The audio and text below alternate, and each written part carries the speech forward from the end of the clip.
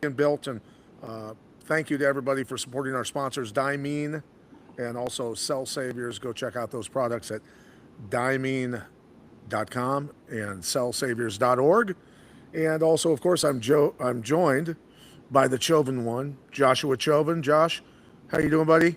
Ready to I'm rock and good, roll? sir. I'm good, sir. How are you? How about you do? Can you do you want to do a quick plug for the products as we try to bring on more sponsors here? What is Cell Saviors and Diamond Clothing there, Pat Militich? Well, Dimene is work hard, play rough, Dimene, brother. That is for the true athlete, the weekend warrior, anybody that's busting their ass in life and just trying to excel, really, to be honest with you. Work hard, play rough, Dimene.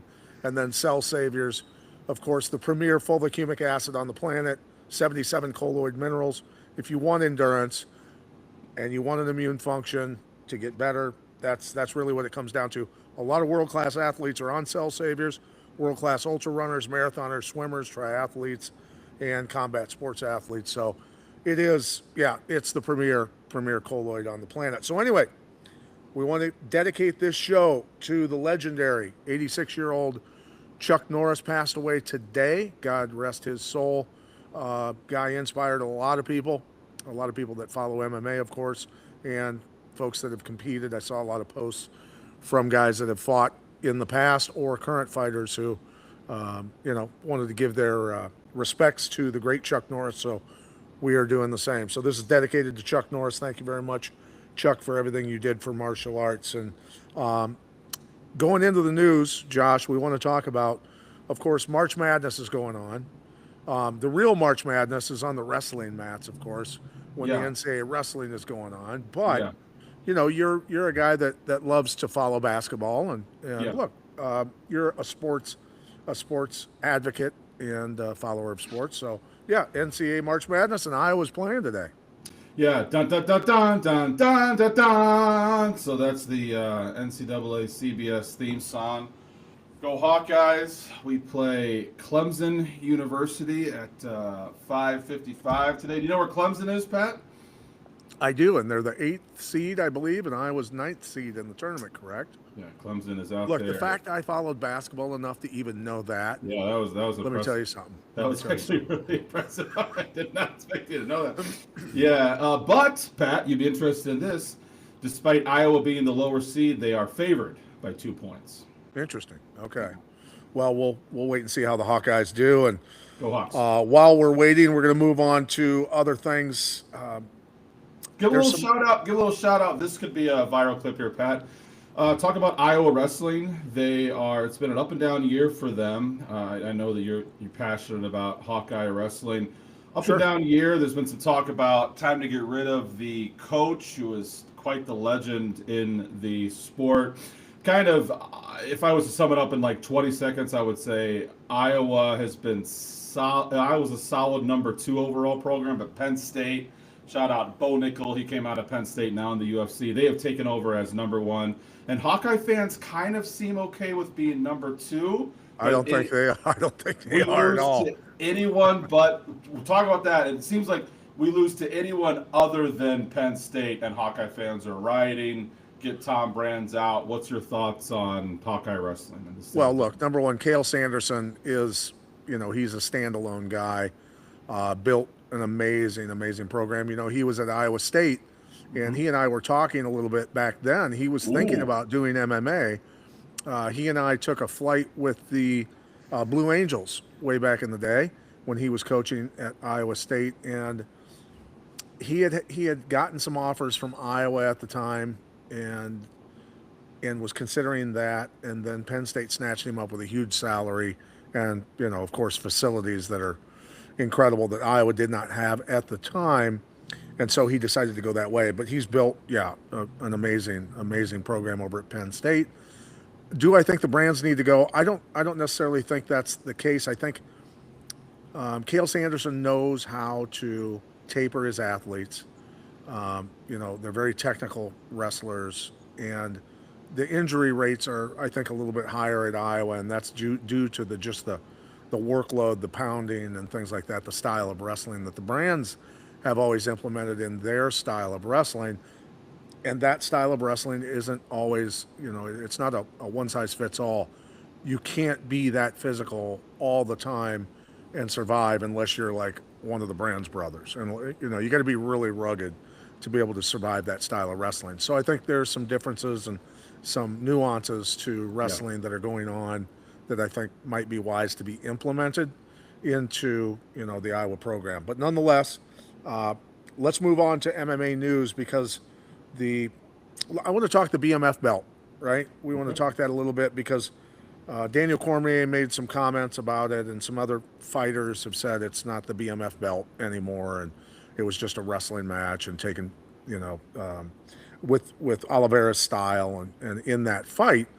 But so I want to get your thoughts on Cormier and the other fighters disparaging, that first of all. Yeah, I think that it's a little bit silly. I mean, what are we doing here, guys? Do we want to be boxing? Are we gonna start drastically changing the rules of MMA to appease the Paramount billionaires? I really don't understand what the complaining about. This is a fight. This is a mixed martial arts fight. That's what we do. Sure.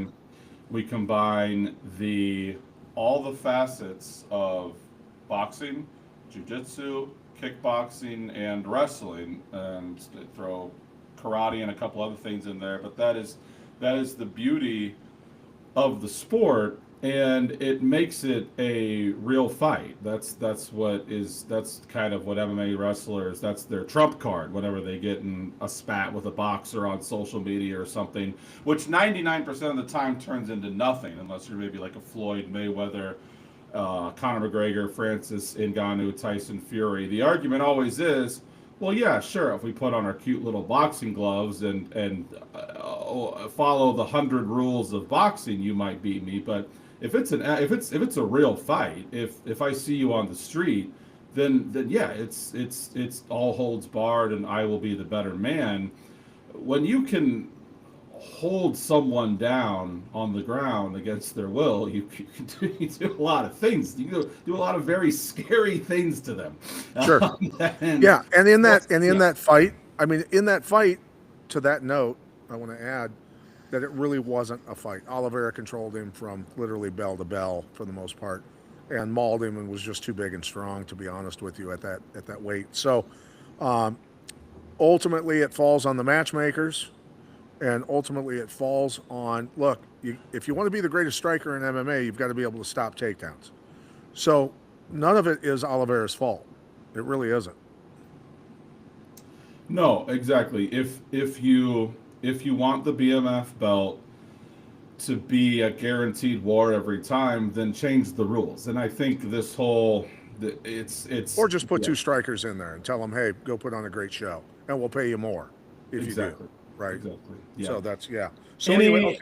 Yeah. Any, and maybe maybe you don't even want to talk about this, but any under the table conversations or anything where they're like, where not even the UFC, I know you fought for several promotions, where like, hey, Militech, like, it'd be really nice if you just didn't wrestle this fight. I know that you told me a story once about the Michael Nunn fight. Kind of, do you want to talk about any of that? Because I thought that was fun. No. But here's the thing: so, I mean, when Michael Nunn and I fought, it was a kickboxing match, right? And that was the rules, and it was an exhibition technically. It was a gentleman's agreement. As he said, don't kick me in the head, and I won't throw uppercuts at you. Although 30 seconds in, he hit me with a blistering uppercut, and I looked at him like, really? Do you want to really do this?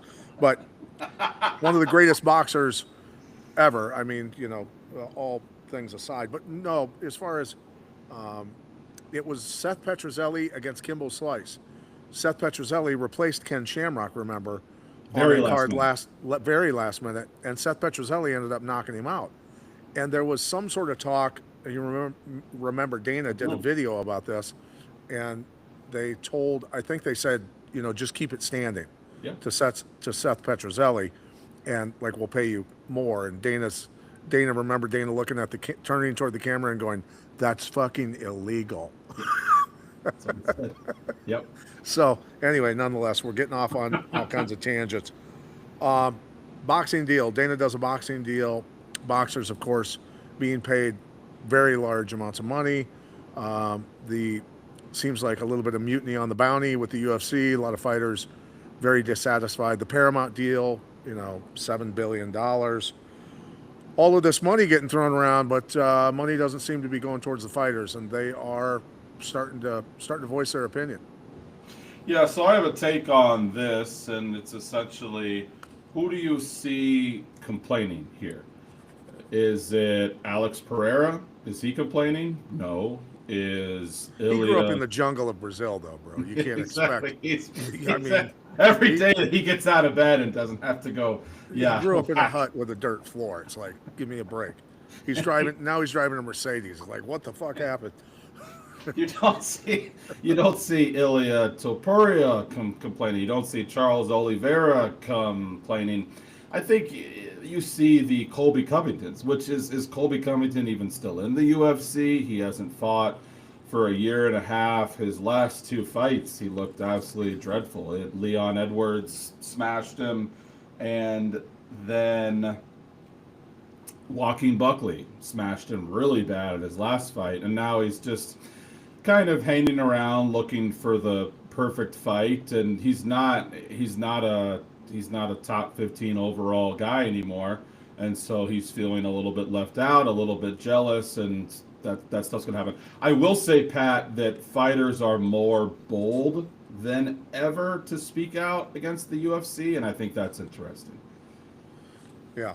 Well, ultimately, I think when I first went into the UFC, I got 10-10, and that's what fighters are getting today for their first fights, I believe. Pretty I can't close. be, sure of all of that. So yeah, it's I think pretty it may close. have been upgraded to 15-15, but that's still not. That was 30. That was like 30 years ago, bro. Yeah, That was that was a long time ago. So if you want to truly work for yourself, there's some angles to this.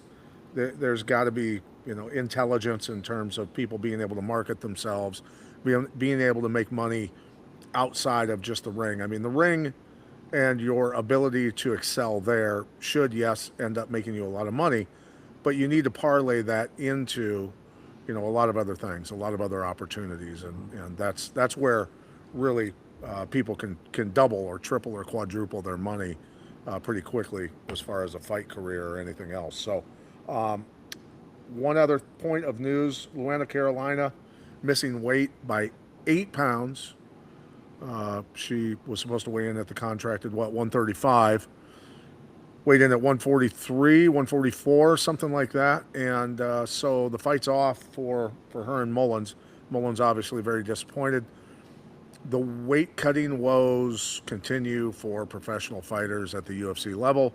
And when you've got 750 or more fighters on the roster, you're going to have fighters not make weight because, they haven't been educated how to make weight, how to eat correctly, how to work it off, all of these things. But it's a continuing thing, and sounds like she's going to get cut because of it. And something that I've kind of always believed: if you can't make weight, especially if you do it twice, you should be, kind of go back to the smaller leagues and start over.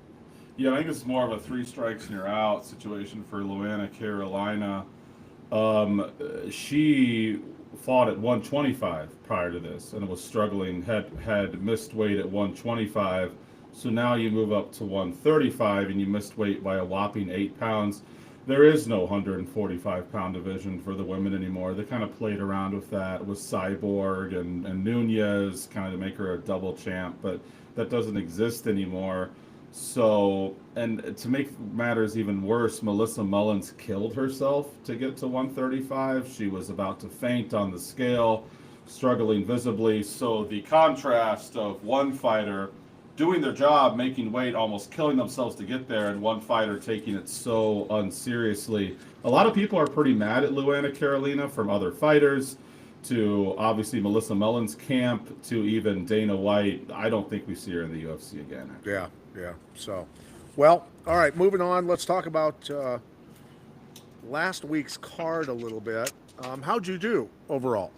Great. It's great. I think one of the only ones that my 2 big locks won. One of them did go to split decision.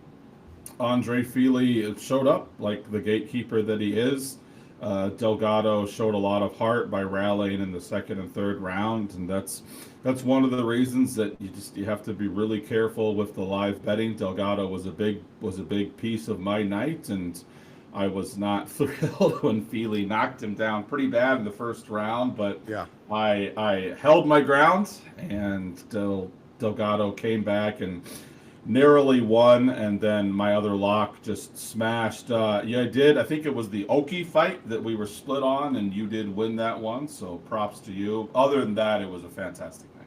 Yeah, yeah. I think we did pretty well overall, and our producer Lee did pretty well, doubled his money, so that's a great thing.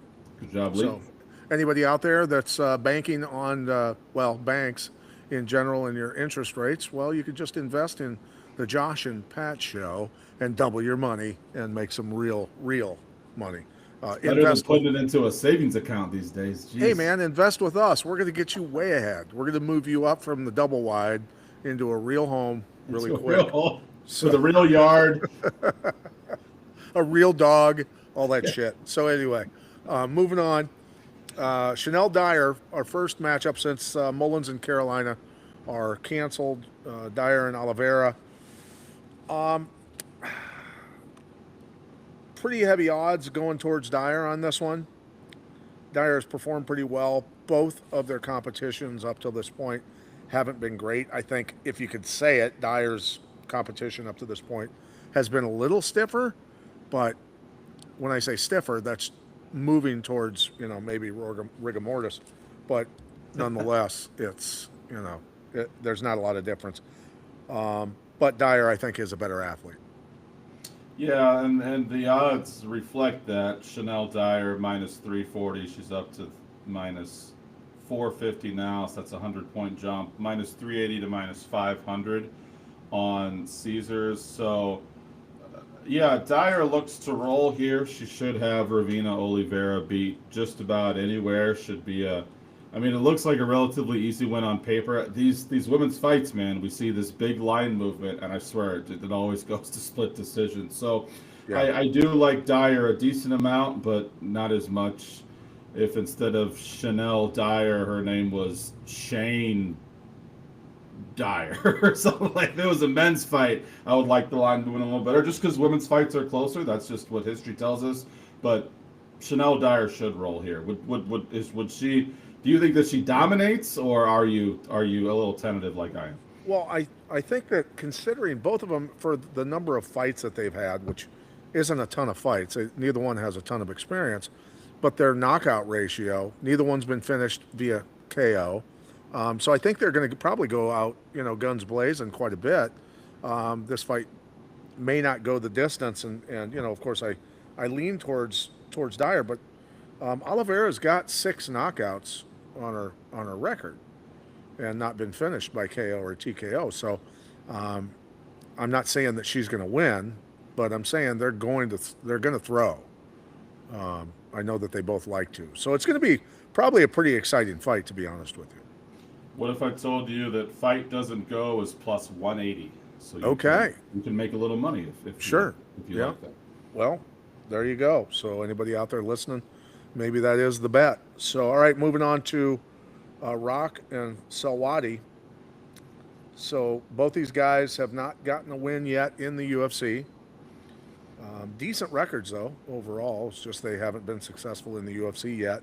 And it's a pretty close, I think, as far as the numbers go, you tell me, the betting lines got these guys pretty close. I mean, it's kind of a toss-up, isn't it? Yeah, we have the battle of the names here. 2 of my favorite names in the UFC. Shem Rock, who may be my favorite name in the UFC, against Abdul Karim Al-Sawadi. This sounds like a round of Mortal Kombat or something. But, Shem Rock has done one of my favorite things that fighters do, which is flip from underdog to favorite. It's not like the end of the world, but he did open up plus 102 on FanDuel. He's now minus 104. A little bigger move on Caesars. Plus 105 to minus 125. There's something about that threshold, Pat. When a fighter flips from plus money in the underdog status to now minus money in the favorite status, they seem to win, and they seem to win far more than they lose. So I do like Shamrock. I don't know if I would call Shamrock a lock, but I like Shamrock a good amount here. Maybe 3 out of 5 stars confidence level. Okay. I lean towards him a little bit just because he has a lot of submission victories. He is good on the ground, and he may be able to pull this out on the ground. And both guys are pretty good on the ground. So I think their propensity and desire sometimes to go to the ground that may end up there quite a bit during this fight, and we may see some good grappling out of him. So Shamrock, I lean towards him getting it done, potentially on the ground. So take that one to the bank. Moving on to Sutherland. Against Brando. Brando, the money is leaning towards him quite a bit. He's only 5-1, bro. He's going up against a guy with 14 fights. He's 5-1. Both guys' quality of opponents have been mediocre at best. I mean, these are the ones that I look at them and go, yeah, they're leaning towards Brando, but is Sutherland really that bad? I don't know. Yeah, I love when this happens, Pat, where you're kind of what you're smelling about a fight, where the line movement reflects that, because we have that again here. Brando Pericic opened up at -295 on FanDuel. He's down to -265. Opened up at -275 on Caesars. He's down to -250. So yeah, it's not ringing the bells. The British are coming. But that's his lines going in the wrong direction, and so that reflects a little bit of what you said. Not a massive drop. If maybe he had gone from -295 to like -200, I would start looking at the underdog. But it does make me a little nervous about Pericic. He's still going to be my pick, but as far as betting, I'm not loving this fight. Either way, Pericic is you're right. He's no world beater, future champion. Louis Sutherland's solid. So I'm still going to pick Pericic, but it's not with a ton of confidence. The one thing that, both guys have never been knocked out. Pericic is 4-0, Sutherland's 8-0 in that category. What are your thoughts on this one going the distance? Well, this would be a real big hit for you, Pat. Fight doesn't go is +420. Love it. No, I'm sorry. Fight doesn't go as -650. You're saying it may go to decision, and that would be no. I'm saying it. I don't think it will. Did you say that neither guy has been knocked out? Neither guy has been knocked out, but that tells me though both guys have, considering the numbers of fights they've had, a very high ratio of knockout wins, which tells me they're going to go out and get after it because neither guy is like really excelled on the ground. I mean, Sutherland's 0-1 on the ground. Perisic is 1-1. We'll just say it's not their forte. Yeah. Have either? You said they've never been knocked out. Have they been finished on the grounds? I'm not sure. I'm not sure. I don't recall that. Okay. But a KO TKO would register with that, would it not? By punches, a TKO KO is going to register by punches or KO, right? Sure. Yeah, I mean, sure. It's as soon as you get to this level, we will see that often with guys who have never been knocked out, and then they get to the UFC and they get knocked out in their first fight. It's just it's a different level. Yeah. Okay. Moving on, Truccolini. Oh, I write everything in, as you can see. Look at this. Look at that mathematical nightmare that I have. That looks like the stuff that the Zodiac Killer wrote in San Francisco. Dude, why do you got to talk about me like that? That's the Zodiac Killer. Yeah, Condra Tavicius. I'm trying to read my scratch writing. Condra Tavicius versus Truccolini. One guy is a middleweight. The other is coming up or going down from welterweight. This fight's taking place at welterweight or middleweight? I'm trying to remember now. Maybe maybe Lee can pull that up for us. I have my odd sheet and line movement up right now, so I can't look at that. But yeah, I'll jump in here. Trocoli, kind of a disappointment here. I'm not entirely sure what they were doing with him. I think he certainly looked like a decent prospect on paper, Pat. He was a Brazilian jiu-jitsu guy who could strike. So okay, Right. there's some potential in this guy here, and he's also laying the pipe to Mackenzie Dern. He's dating one of the most beautiful female fighters in the UFC. So good for him. So Mackenzie Dern, your brand new 115-pound champion. She has some pull. I'm sure that she was like, "Hey, get my boyfriend into the UFC. He's ready." And they gave him some. They gave him some. Did you see I how I want to kind see of my put? boyfriend get the fuck beat out of him. There we go. There's our viral clip, please. So yeah, so it's and they really did that. They gave no favors in the matchup categories. They gave him absolute killers. So they gave him Yeah, they he's gave 0 him and 3 that. in the he's 0 and 3 in the UFC. Yeah, He's because they still in give him there. all killers. They gave him that terrifying guy with one eye from Dagestan, and others. And so they really haven't done him any. Really haven't. What is that guy's Oh, name? wait a minute. Wait a minute. You want your boyfriend wants to be in the UFC? Sure. No problem.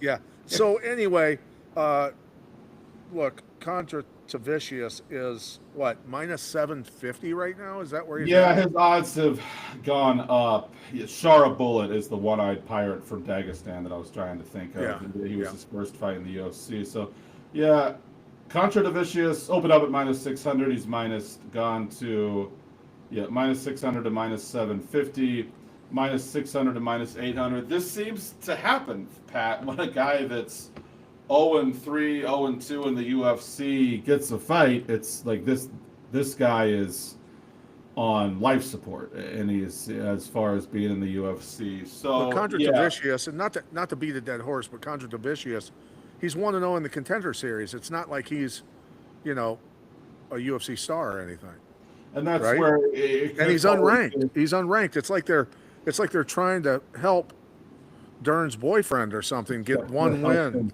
You know, All he has to do is get one win, Pat, and then he's got 3 more fights. He's got a That's- whole new life ahead of him. So all right. yeah, Contra Vicious, is he a lock for you then? he is, yeah, and not so much because of it seems that Trockley may meet Mackenzie Dern's standards, but does not meet the UFC's standards. It seems like that's what's going on here, and plus the line movement. It seems to opened up at -600, which is also already a pretty big line, and then he gets steamed out 150 more points. Yeah, this is lock territory. All right, parlay material. There you Correct. go. All right, so let's go on to Pinto and Franco. On paper, when you look at these guys, pretty solid records, obviously. Unbeaten and only one loss on the other side for Franco. These guys like to strike. Franco's good on the ground. He's 4-1 in that category in terms of submissions. The difference that I see, a big difference, is the worst competition or opponents faced in a career that on this entire card or in recent memory, Franco is like literally, like they poured guys out of wheelchairs for him to fight, literally. And so, I had to go with Pinto just based on that before I even saw the odds.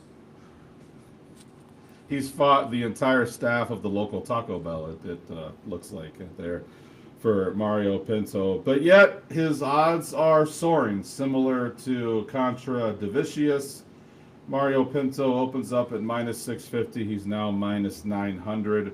So yeah, that's 2 straight parlay locks in a row. I'll let you get into the specifics of it a little bit more, but yeah, that looks like 2 straight fights where you can sit back, lock them in your parlay, and enjoy the carnage. Because I don't. Well, I don't the see road to the- getting to the UFC, if you take an easy road, you're going more times than not, 90% of the time, you're going to have a horrible wake up call by the time you get there, because then you get thrown in with the sharks and you get chewed up and spit out and wrecked.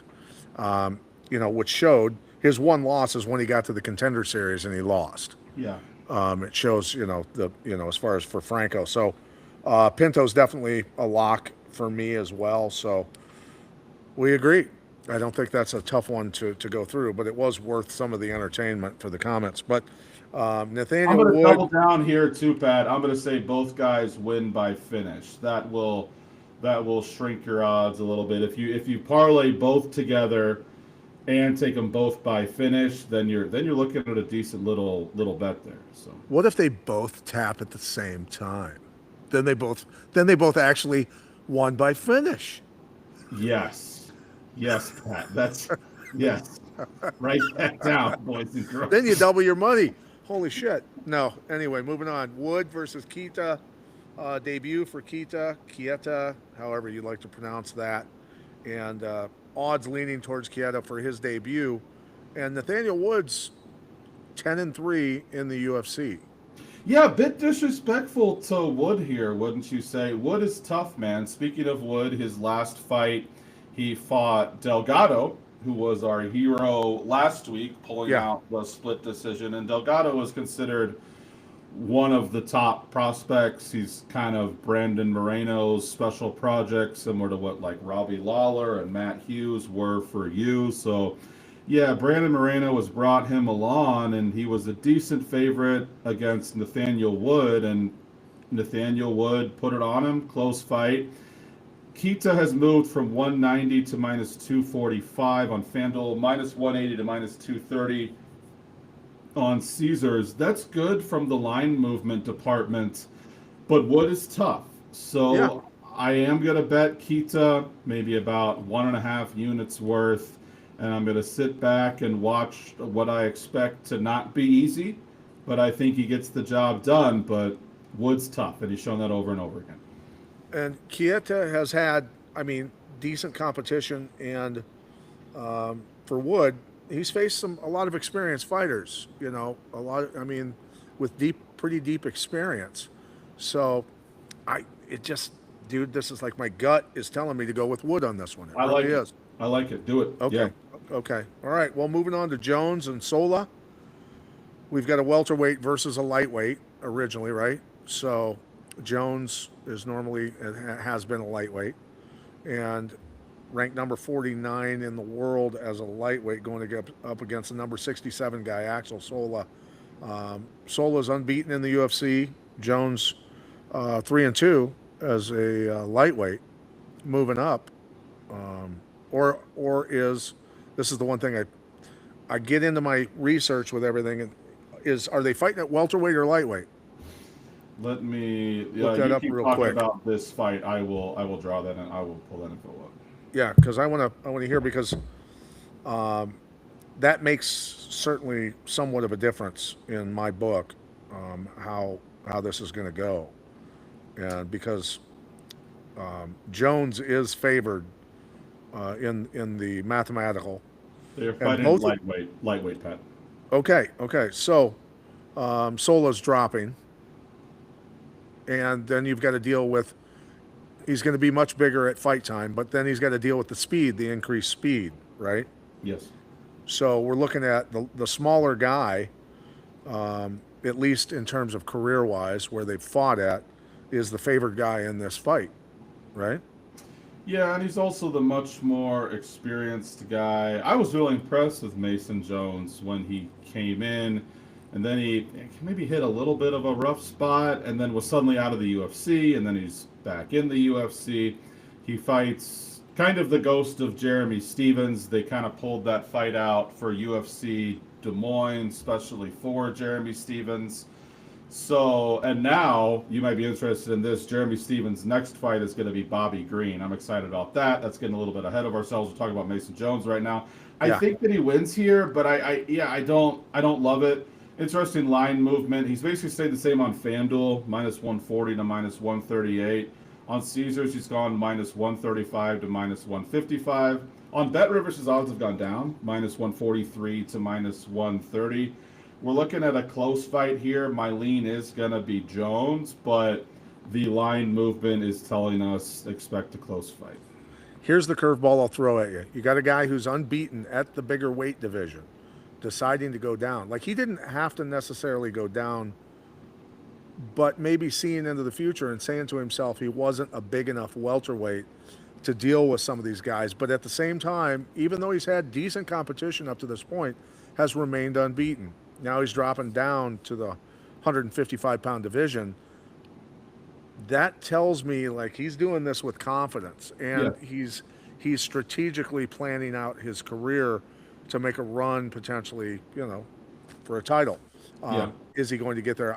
Nobody knows. But all I'm saying is that gives me my intuition. There's something there, and because of the odds, and because these guys have both faced pretty decent competition on the way up, I'm going to lean towards Sola, just for that sole reason. When I Sola put for those that things sole together, reason. Yeah. I yeah. like it. So there you go. So we're split on that one, but that'll be interesting to see how that fight plays out. All right, Yeah. Curtis, who's unranked against Danny Silva. Get your thoughts on this, because comparable competition between the two of them. Campbell's 5-0 in his last five, 4-1 for Silva. Both guys, tough guys, have done well. Where do you think this fight ends up? Yeah, it's potentially a little bit of a firefight here. Both guys like to throw down. Yep. Decent line movement for Campbell, -190 to -230 on FanDuel, -185 to -230 on Caesars, -205 to -245 on BetRivers. So once again, kind of seems to be a theme on this card. Positive line movement, but nothing earth-shattering.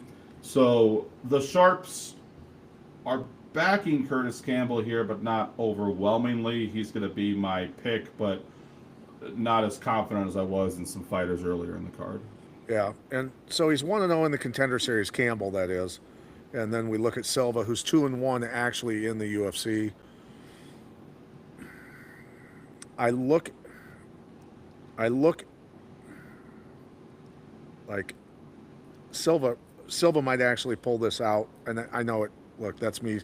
Everybody would say that because of the odds and everything else, but I think I'm leaning towards Silva a little bit on this one, and I'm like, this is the card of the underdogs for me. I don't. For some I don't reason, hate it. for some reason, I'm just leaning towards them being good enough to win the fight, and it's worth the bet, to a certain extent, right? I'm on board with all your upset picks so far. I even joined you, I think, on one of them because they're fights where the favorite has either decreased a little in odds or only gone up a little bit. If you disagree with me on the next fight, we might have a problem. But all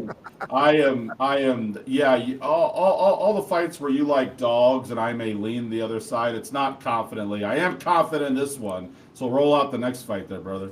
Oh, Roman Dolidze versus Christian Leroy Duncan. So it just takes me back. I'm going to age myself on this one, but the Walton family, that old ancient. You're looking at me like, what the fuck are you talking about? Yeah, I don't know. Let's double dice. Good night, John Boy. Good night, Christian Leroy. Good night. That's what we're talking. Anyway, Christian Leroy Duncan, heavily favored in this fight. There's a reason for that. He's very good on his feet, solid on the ground. So, I mean, justify it. Justify the numbers for me in all those ways. Because Dolidze he's a scrappy guy, man. It's not like Dolidze's a punk. He's tough. He's one of those Georgian guys. Shout out Georgia. They have brought us Merab Dvalishvili. Ilia Topuria, even though he kind of hails from Spain too, is Georgian blood, and this guy, Roman Dolidze, have the kind of the and that is wonderful to see countries embracing MMA, and there's something about those Eastern European countries, dude. It's like the guys are just built different. So Roman Dolidze, not quite on the lofty heights of Topuria and Merab, but has been good, has been solid, can pack a punch, is a little bit slow, is certainly powerful, but a little bit slow, and that's going to get him in trouble here with Christian Leroy, because Christian Leroy is one of the fastest guys in the division, and although Roman Dolidze, his strengths, if he was a Mortal Kombat fighter, he would be 10 out of 10 toughness, and 9 out of 10 just nastiness and power, and then speed, he would be like a 2. So Christian Leroy should be able to get in, get out, get in the pocket, light him up, and then hop back out between Dolidze. Doesn't even know what hit him, and should finish him eventually. So I love Christian Leroy Duncan. He is a lock, ding, ding, ding. And are you with me here? Or are you still on the underdog train? No, I think Duncan's going to win the fight. But for anybody out there that's listening to this, if you're outmanned in the speed department, that means you have to move your head and go at the same time you're being attacked. You got to catch people coming in, and that's just the way it is. So with the longer, faster, type fighters, if you move your head correctly, move when they move, and throw aggressively when they throw, and catch them coming in, that's how you beat those guys. Yeah. And so once you get them gun shy and get them hurt, because every time they let their hands go, they're getting cracked. That's when you can start taking over psychologically and stuff. So that's something for anybody out there that's listening to this. Think about That's that a good little stuff. bit Yeah. and start practicing that. All right. Barianowski against Lane, number 31 in Barianowski versus number 25, Austin Lane. Odds are leaning heavily towards Barianowski. So talk to And me. more heavily every minute, Pat Miletich. Baranuski opened up at minus 430 on FanDuel. He's now minus 590, minus 400 to minus 625 on Caesars. This is another lock. Austin Lane is a terrifying human being when you look at him on paper. Former NFL player. Didn't do much in the NFL. He was more of a practice squad guy, but he still made it to the NFL. You got to be a good athlete just to do Yeah, that. they don't let anyone on an NFL practice squad. So Right. his thing is just seems to be a little bit chinny, and he does have decent wrestling, but he will tend to wrestle himself out and kind of lay on top of a guy, not get the finish, and then he gets tired.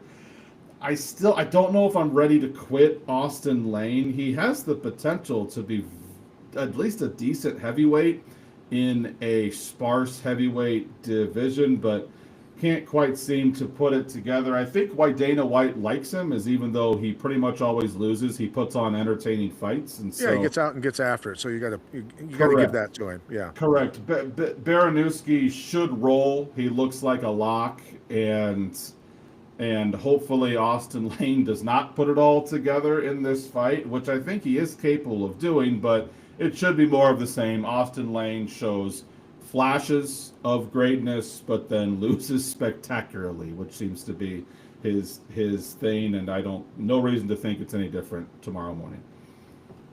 Well, I'm of course I'm going with Barianowski. Austin Lane 1-4 in the UFC. Very good athlete, but it's hard to catch up sometimes. It's just hard to catch up, especially at this level. So Barianowski gets the nod from me as well. All right, so Michael Venom Page against Patterson. This one and the odds. Patterson's a tough guy. 4-1 in the UFC, legit, solid, tough guy. 14-2 overall. Michael Venom Page 24-3. I remember when Michael Venom Page got knocked out that one time. We both remember that, and that was a pretty trippy KO. But he's playing with most people. I mean, he legitimately is playing with most human beings, right? He makes his opponents look like a little kid trying to fight their dad. It's just he has this karate style where it looks like he almost teleports across the cage, Pat Miletich. He's in and he's out like really no one I've ever seen. And here's a question for you. Despite all the disciplines that we have seen in the octagon, we hadn't seen too many karate guys. Maybe that's because they were taken down too easily or something, but he has really mastered this point fighting karate thing where guys look shocked when they get in there with him, like they've never quite seen anything like that.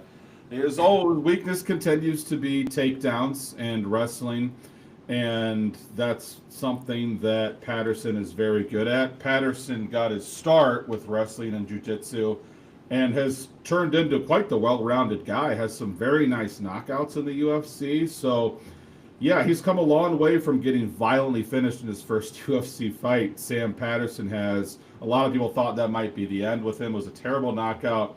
Good for him for coming back and getting some respect on his name. Michael Page has been phenomenal in the UFC. He's one of very few guys who came over from Bellator/PFL and looks like he belongs. Patchy Yeah. Mix didn't look like he belongs. Several other fighters who came over from there have not looked like they belonged. MVP belongs, man, and 100%. so Yeah. Yeah. but Patterson could be the perfect foil for him. Well, Patterson being 6'3" gives him a few problems. Uh, Being able to deal with the karate guys, I've got a fourth degree black belt in karate, so some unique there's some unique techniques and footwork and distancing that point fighting karate does offer you. Because point fighting is I touch you before you touch me type techniques, right? If you put power on those, which of course he does, and you get good at covering the gap using feints and fakes, which karate guys use really well. There's some aspects to karate that are very applicable to really screwing with people's heads in these types of fights. So yeah, it's going to come down to Patterson figuring it out, cornering him, getting takedowns, putting him on his back, and going to work on him. It's not like Page is terrible on the ground though. He's got 4 submissions himself, and he's never been finished on the ground. So, I lean towards Page, but I would not be surprised at all if Patterson pulled off an upset here. Although it's not by the numbers a huge upset, it's still nonetheless an upset.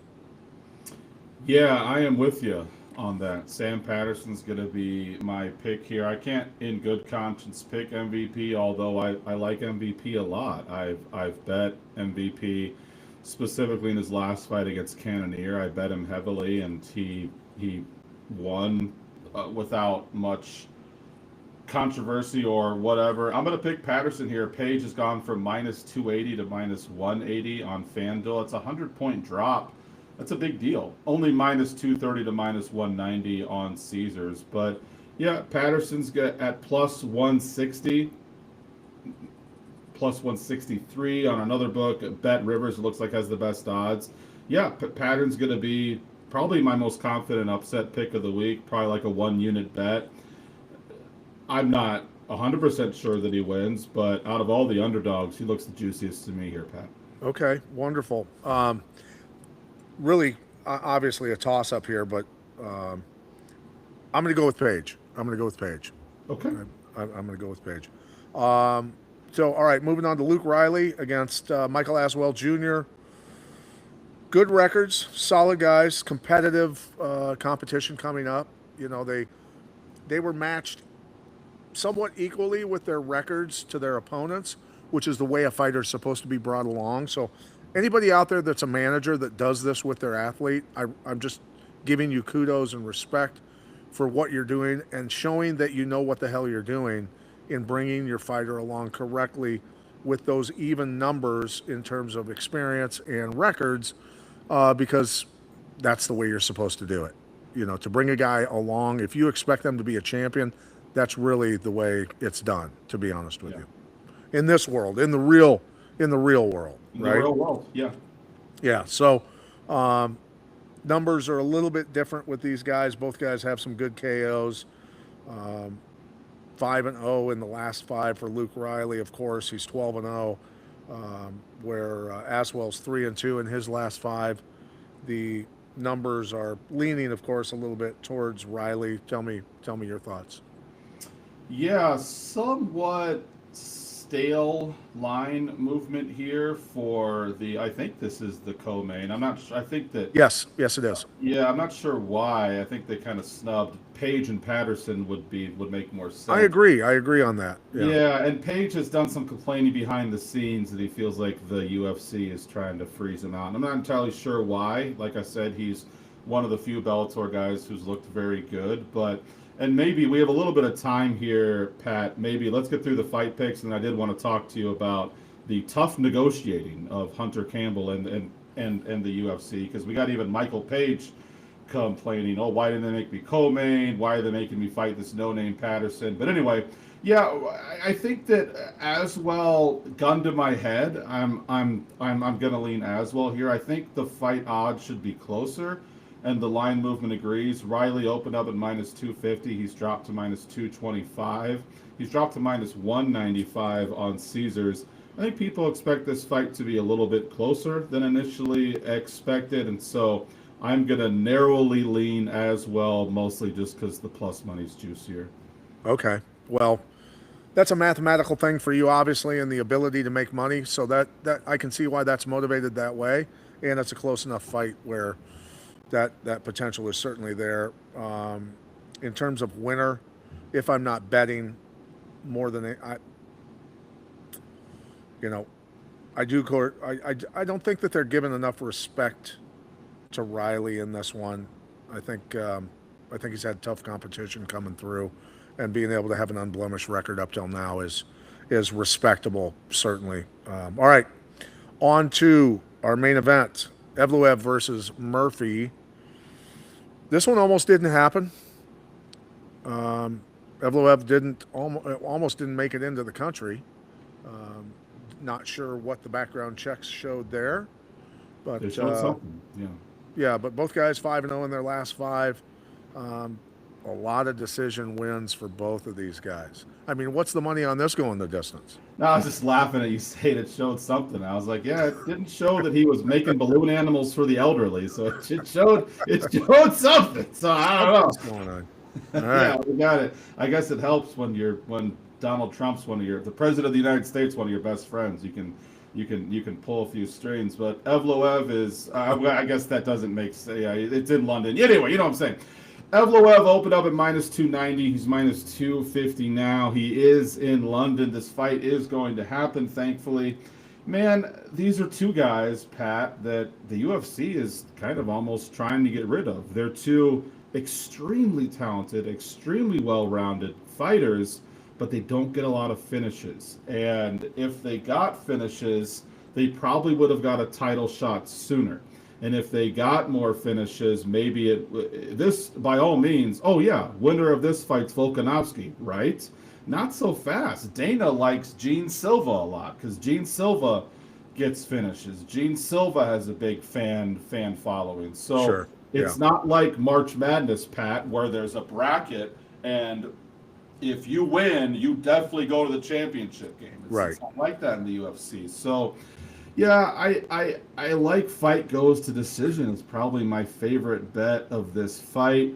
That's minus 260, which is crazy for a men's 5-round fight that we have those high of odds. But I think that's just as much of a lock as the other fighters we liked, like Pinto and others who are minus 900. So that is a 5-star lock for me. Fight goes to decision. 5-star lock. Yeah, just because of the odds. I mean, I like that as much as the other, like as much as Christian Leroy Duncan at like minus 650. So, dude, the Chauvin one going all in on this main event here.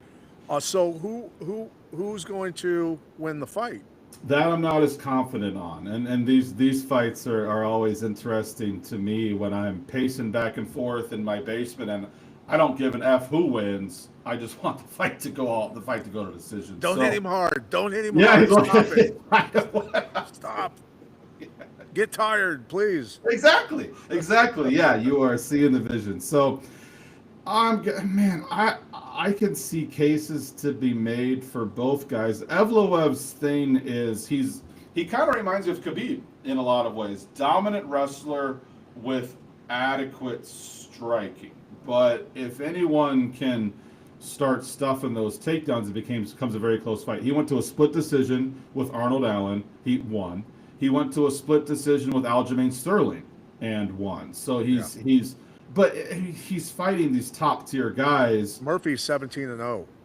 Yeah, Murphy hasn't lost yet, and he had that firefight with Aaron Pico, which is unusual from him. That's how you're gonna get yourself a title shot, kid. Is by a highlight reel spinning back elbow. He's done a couple of those. He's capable. Both guys are capable. Yeah. Evloev has some very nice submissions and very nice finishes, but against lower level competition. So let's get your pick first, because I love fight goes to decision and I'm still struggling picking a winner in the main event. Yeah, I'm going Evloev on that one with decision. Yeah, 5-round decision, Evloev, and both guys have faced some really tough competition. But I'm just leaning a little bit towards Evloev. Although, keep this in mind, Evloev has gone through some stress just getting into the country. Here's what happens. When you're under stress and you're cutting weight, it magnifies the problem, right? There's some head games going on there when somebody's dealing with some extra problems, so to speak. So for those out there that are wanting to bet on Murphy, I guess this would be the best time to do a bet against Evloev, considering what he's had to go through to get into the country and deal with some of the other stuff. So never know. Well, you talked me into it, Pat, and yeah. So Murphy by decision is going to be my pick here, which is freaking juicy. So Murphy just to win is plus 200. You throw the decision in there, that makes him more like plus 300. So this is a quadruple your money opportunity. Evloev has barely great wins. I mean, those are some great heads on your wall, so to speak. Yeah. Arnold Allen, Aljamain Sterling. But did you really line them up with your rifle from 100 yards away and put one in the eye? No, it was like he kind of limped out in the field, and Still an O. It's still an O, brother. Yeah, still an O. But still got the win money. Very close. Still got the win money. That's right.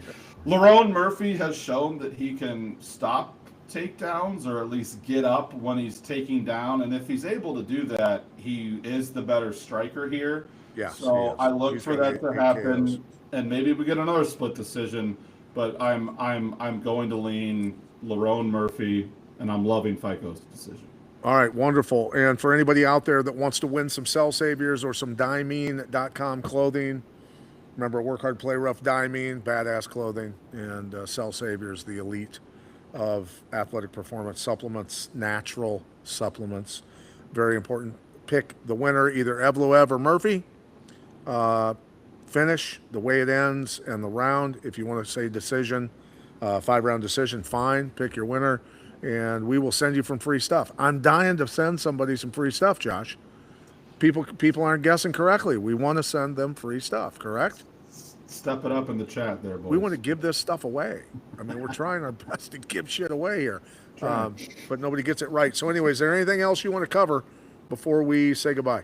Yeah, we're a little under an hour here. I meant to bring this up in news, and this was something I was thinking about all week, and I must have been half asleep or something when we were getting ready. I didn't bounce this off you. So if you're not comfortable, just say so, and I'll move on to another question. But there's a lot of talk about MMA Mount Rushmores, and I thought that could be a potential viral clip the fans would love to hear if you were to make a Mount Rushmore of either what you think the 4 best MMA fighters are ever, or your favorite. And I thought maybe I would go first and then get yours. If we want to maybe do a side rule where don't put any Quad Cities guys on there so nobody gets offended, that's fine. Do whatever. Go ahead. Shoot. Okay, so I will do mine first, and then I think the fans would love to hear UFC Hall of Fame Pat Militich's MMA Mount Rushmore. So I'm going to put Khabib on there, never lost, never bled in the octagon. I'm not sure maybe it goes back to what we were talking about at the beginning of the show, how people just seem to hate wrestlers, but I don't see how you don't put Khabib Nurmagomedov on there. I am going to put John Jones on there. I know that the drug stuff bothers people, but he also is essentially undefeated. His only loss coming to one of the worst reffing decisions ever, with I think it was the Matt Hamill fight. People don't even really count that. So just his dominance, winning belts at 2 different divisions, and then just he ran the light heavyweight division for almost a decade, and so he's going to be on there as well. And what are those guys on yours, or who are you looking at on your MMA Mount Rushmore? I just posted this today, actually, on one of my Facebook pages. In my humble opinion, over all the years of watching fighters, I think that Dan Henderson stands out because he's the guy that, if you look at his opponents list, and not only that, but him fighting up, against heavyweights a lot. He fought a lot of big guys, guys that were above his weight division, light heavyweights and heavies, and beat a vast majority of them. Henderson definitely is, in my book, right at the top, if not the top guy. Fedor Emelianenko certainly is there. Jones, you got to give Jones credit, no matter what, his personal life, whatever. Everybody, goes through stuff. Khabib, undefeated at that level, unheard of, along with Jones. But George St. Pierre, is certainly in there as well. So it's tough. There's some tough ones in there, but yeah, I think Henderson's the one. I think he's the number one guy. So yeah, there you go. I like that. I like that. I would also put Alex Pereira on mine, especially if he wins this heavyweight fight against Gon and becomes the first ever 3-division UFC champion. I think you got to put Pereira on there. But yeah, MMA Round Mushmore. I love it. Good. All right. Well, the Chauvin won, Joshua. I appreciate your input. It's been a great discussion today. For everybody out there, like and share, and we love you to share this information with everybody. We want to get the word out. We want to have fun, and we want to make people some money. Also, bet responsibly. Remember, it's very important for you to bet responsibly, and if you got a problem, reach out for help. And so anyway, for the Chauvin one, Joshua Chauvin, I'm Pat Milicic saying goodbye. For MMA Mobsters, we'll see you next week. Quick shout out to